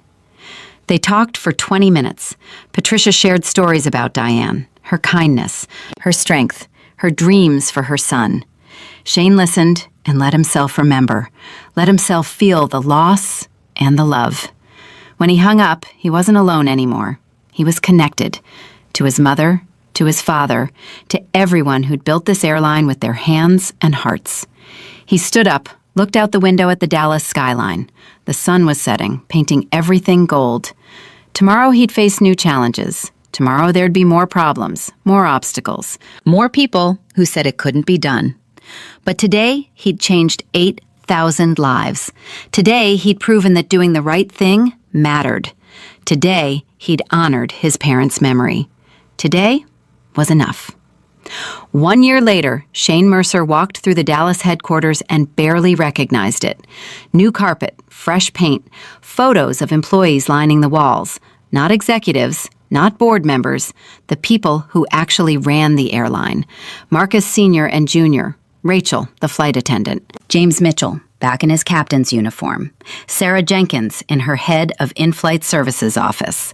The company had changed, top to bottom, inside out. Catherine met him at the elevator holding financial reports. You need to see this. Shane took them, scanned the numbers. His eyes widened. We're profitable? Third quarter in a row. Turned the corner in May. Never looked back. Shane couldn't believe it. Everyone said it was impossible, that you couldn't raise wages and improve service and still make money, that caring about people was bad business. They were wrong. Customer satisfaction is up 43%, Catherine continued. On-time performance up 37%. Employee retention is 98%, highest in the industry. And we're getting applications from pilots and mechanics at other airlines. They want to work here. They want to be part of what we built. Shane sat down. Let it sink in. They'd done it. Against all odds, against all predictions. How's morale? See for yourself. She pulled up her phone, showed him a video posted by a baggage handler. The guy was dancing on the tarmac. Caption read, "Year anniversary at the job I almost quit. Best decision I ever made. Thank you, Shane Mercer, for giving us our dignity back." Another video, a pilot doing a PA announcement. "Folks, this is your captain speaking. Before we take off, I want you to know you're flying with the best airline in America. Not because of the planes, not because of the prices, because the people who work here actually care. We're partners, we're owners. This is our airline, and we're going to get you home safe." Passengers applauded in the video. You could hear it through the phone. Shane felt something in his chest. Pride, maybe, or vindication, or just relief that the gamble had paid off. "There's something else," Catherine said. Her tone shifted, became serious. "Brock Halloway's trial starts today. Final day. Sentencing. Karen Martinez called. She wants you there." Shane had avoided the trial. Couldn't stomach watching Brock play the victim for 3 months. Couldn't listen to his lawyers twist the narrative. But today was different. Today was the end. What time? 2 p.m., Federal Courthouse, Judge Moretti presiding. Shane checked his watch, 11:30 a.m. "Get me a car. I'm going." The flight to Chicago was smooth.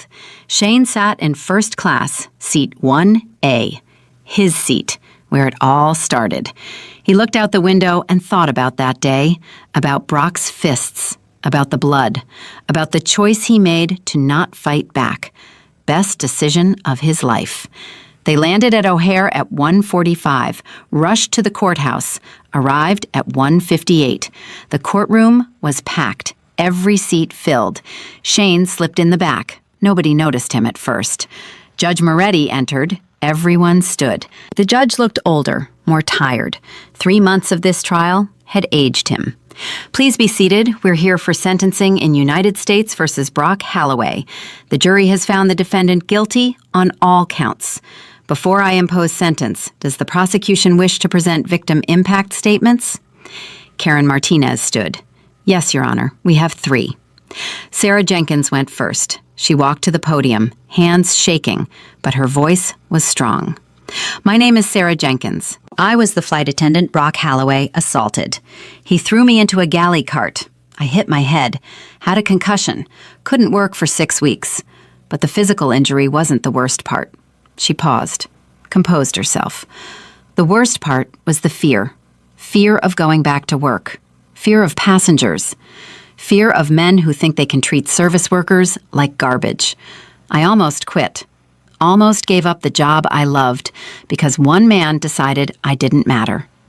Sarah looked directly at Brock. He looked away. But Shane Mercer showed me something. He showed me that standing up to bullies matters, that taking abuse isn't part of the job, that we deserve respect. Because of him, I didn't quit. I got promoted. I'm head of in-flight services now. I hire and train flight attendants.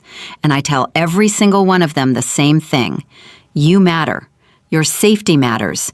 Your dignity matters. And if any passenger treats you the way Brock Holloway treated me, you have the authority to remove them.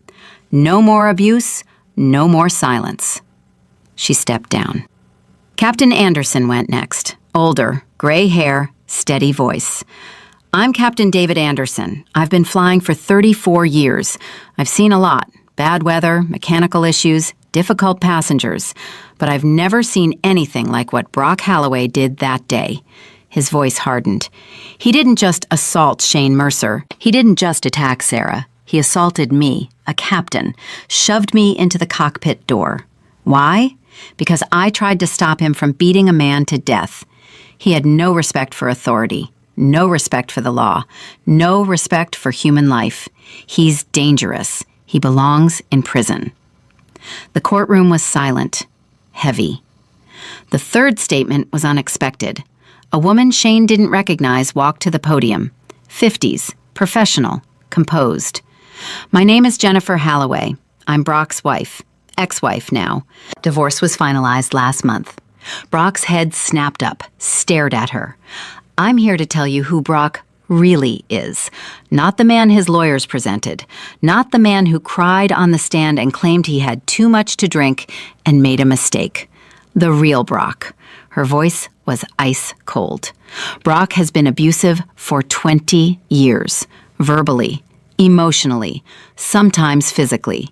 He controlled everything, my money, my friends, my life. He told me I was worthless, that I was lucky to have him, that nobody else would want me. I believed him. For 20 years, I believed him. She wiped her eyes, but her voice didn't waver. Then I saw the video, saw him beating Shane Mercer, saw the hatred in his eyes, the pleasure he took in hurting someone, and I realized that could have been me, should have been me. But Shane took it instead. He absorbed Brock's violence so the world could see it, so people like me could finally understand that we're not crazy, that the abuse is real, that men like Brock exist. She looked at the judge. Give him the maximum sentence, not for me, for every woman he ever hurt, for every employee he ever destroyed, for every person he ever made feel small. Lock him away so he can never do it again. She walked back to her seat, didn't look at Brock, didn't acknowledge him. Judge Moretti spoke. Does the defense wish to present any statements? Arthur Sterling stood. The defendant wishes to address the court, Your Honor. Brock stood up. He'd lost 30 pounds. His suit hung loose. His face was gaunt, hollow. He looked like a ghost of himself. Your Honor, I want to apologize. To Shane Mercer, to Sarah Jenkins, to Captain Anderson, to my wife, to everyone I hurt. I was drunk. I was angry. I made terrible choices. But I'm not a monster. I'm a man who made mistakes. I'm asking for mercy, for a chance to make things right. His voice cracked. Tears ran down his face. Judge Moretti stared at him, let the silence stretch, let Brock stand there drowning in his own words. Mr. Holloway, I've been a judge for 30 years. I've heard a lot of apologies, some sincere, most not. Yours falls into the latter category. Brock's face went white. You're not sorry you did it. You're sorry you got caught. You're sorry the video went viral. You're sorry your life fell apart. But you're not sorry you beat a man for the crime of sitting in a seat you wanted. You're not sorry you assaulted flight crew. You're not sorry you ran a criminal enterprise that destroyed companies and ruined lives. The judge leaned forward. You know what tells me that? Your testimony. You blamed Shane Mercer, said he provoked you, said he should have just moved, said he was aggressive. You still, after everything, can't take responsibility, can't admit that your actions were yours alone. Brock opened his mouth. The judge held up a hand. I've watched the video 50 times. I wanted to see if there was any justification, any provocation, any reason for what you did. I found none. What I saw was a black man sitting in his assigned seat, a white man demanding that seat. And when the black man refused to give up what was rightfully his, the white man decided violence was the answer. Judge Moretti's voice rose. This is the 21st century, Mr. Holloway. We don't live in a world where white men can beat black men for not showing deference. We don't live in a world where the wealthy can abuse service workers without consequence. We don't live in a world where men like you get to destroy lives and walk away. He opened a folder, read from it. You've been found guilty of aggravated battery, assault on a flight crew, interfering with aircraft operations, federal hate crime, securities fraud, wire fraud, and conspiracy under RICO statutes. The sentencing guidelines suggest 15 to 20 years. Brock swayed. Grabbed the table for support. I'm giving you 25 years, federal prison, no parole possibility for 15 years. You'll serve every day of it. You'll have time to think about what you did, time to understand that actions have consequences, time to become the man you should have been all along. The gavel came down. Bang. Final. Absolute. Brock collapsed, fell to his knees, started screaming. No, no, please, I'll lose everything. My life is over. Your life ended when you threw that first punch, Judge Moretti said. Marshals, remove him. They dragged Brock out. He was crying, begging, pleading. The courtroom watched in silence. Some looked satisfied, some looked sad. Everyone looked relieved. Karen Martinez walked over to Shane. He was still in the back row. She'd finally spotted him. Thank you for being here. I know it wasn't easy. I needed to see it end. It's over. He's done. He'll be 72 when he gets out, if he gets out. Prison has a way of destroying men like him. Shane nodded, felt nothing. No satisfaction, no triumph, just a quiet sense of closure. He left the courthouse, walked out into cold Chicago air, March wind cutting through his coat. He pulled out his phone, texted Catherine. It's done. 25 years. He's gone. She texted back immediately. Good. The world is better without him in it. When are you coming back? Tomorrow. I'm staying tonight. Want to visit the old neighborhood, see where my parents lived. He took a cab to the south side, to the apartment building where he grew up. It looked smaller than he remembered, older, more worn, but still standing, still home. He stood outside and looked up at the third-floor window, his bedroom, where he'd done homework, dreamed about the future, planned his escape from poverty. A woman came out of the building, elderly, African-American. She looked at Shane, looked at his face, his expensive coat, his confident posture. You're that man from the video, the one who bought the airline. Yes, ma'am. You grew up here? Third floor, apartment 3B. She smiled. I remember you, little Shane. Your mama was so proud of you. Used to tell everyone her son was going to do something special. Shane felt his throat tighten. She was right. She was. You made her proud. You made all of us proud. You showed the world that we matter, that we're not invisible, that we deserve respect. They stood there in the cold, two people connected by memory and history and hope. Would you like to see the apartment, she asked. New family lives there now, but I'm sure they wouldn't mind. No, I don't need to. The memory is enough. He thanked her, walked back to the cab, headed to his hotel. That night, he couldn't sleep. Kept thinking about the trial, about Brock screaming, about Jennifer's testimony, about how many lives one man had destroyed because he thought he was above the rules. His phone rang at 11 p.m. Unknown number. He almost didn't answer. Hello? Shane Mercer? The voice was young, nervous. Yes? My name is David Chen. Jessica Chen is my mother. She told me to call you. I just got accepted to Harvard Law. I want to be a prosecutor, like Karen Martinez. I want to hold powerful people accountable. My mom said you're the reason she found her courage. I wanted to say thank you. Shane sat up. Your mother is incredibly brave. She risked everything. She says you risked more. You took a beating, could have died, but you did it anyway because it was right. That's what I want to do. Fight for what's right, even when it's hard. They talked for an hour about justice, about courage, about the cost of standing up. When David finally said goodbye, Shane felt something shift. This wasn't just about him anymore. Wasn't just about one airline or one corrupt board. It was about changing the culture, about inspiring others to stand up, to fight back, to demand better. The next morning, Shane flew back to Dallas. Commercial flight. AeroVantage, of course. He booked seat 1A, wanted to experience the airline as a passenger, see if the changes held up. He boarded early, settled into his seat. The leather was new, soft. The tray table was solid. The reading light worked perfectly. Small changes, but meaningful. Other passengers boarded, a businessman in his 50s, expensive suit, designer bag. He stopped at row 1, checked his boarding pass, looked at Shane, looked at seat 1B. Shane felt his body tense, prepared for confrontation, for history to repeat. The man sat down in 1B, extended his hand. I'm Robert. First time flying AeroVantage in years. Heard it's changed. Wanted to see for myself. Shane shook his hand, relaxed. It has. You'll see. The flight attendant came by. Young man, couldn't be more than 23. Name tag read Daniel. Welcome aboard, gentlemen. Can I get you anything before we take off? Water would be great, Robert said. Thank you. Of course. And for you, sir?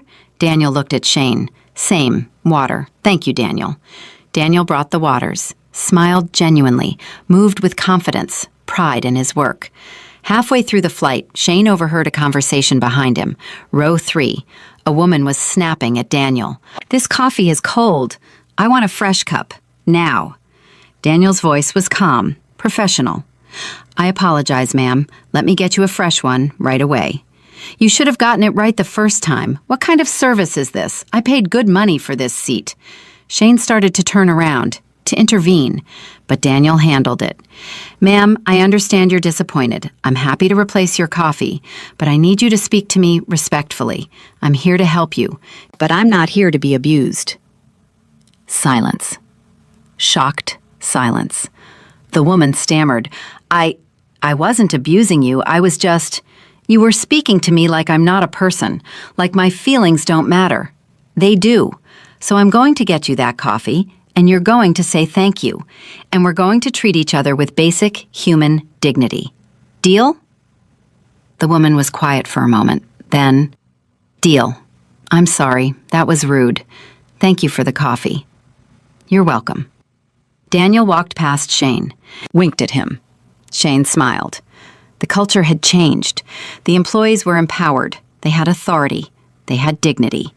They landed in Dallas on time. Smooth landing. As passengers deplaned, several stopped to thank the crew, to compliment the service, to say they'd fly AeroVantage again. Robert turned to Shane before leaving. You're Shane Mercer, aren't you? I recognized you from the video. I just wanted to say thank you. My daughter works here. She's a gate agent in Phoenix. She was about to quit last year. Hated the job. Hated how passengers treated her. But after you took over, everything changed. She loves it now. She's proud of where she works. That's because of you. Robert shook Shane's hand, walked off the plane. Shane sat there for a moment, alone in seat 1A, where it all started, where Brock had tried to destroy him, where Shane had made the choice that changed everything. He touched the armrest, felt the new leather, thought about all the people who'd sat here since, all the families, all the travelers, all the lives touched by one decision to stand up, to not back down, to take the pain so the truth could be seen. Catherine was waiting for him at the gate. How was the flight? Perfect. Absolutely perfect. They walked through the terminal together. Shane looked around, saw gate agents smiling, saw baggage handlers working with pride, saw pilots greeting passengers, saw cleaners being thanked for their work. This was what change looked like. Not dramatic, not flashy, just people treating each other like human beings, just workers being valued, just dignity being restored. They reached the parking garage. Catherine's car was close. She unlocked it. They climbed in. "Where to?" she asked. "Home. I'm exhausted." "You earned it." They drove in silence for a while. Then Shane spoke. "Do you think it'll last? The changes we made? The culture we built? What happens when I'm gone? When you're gone?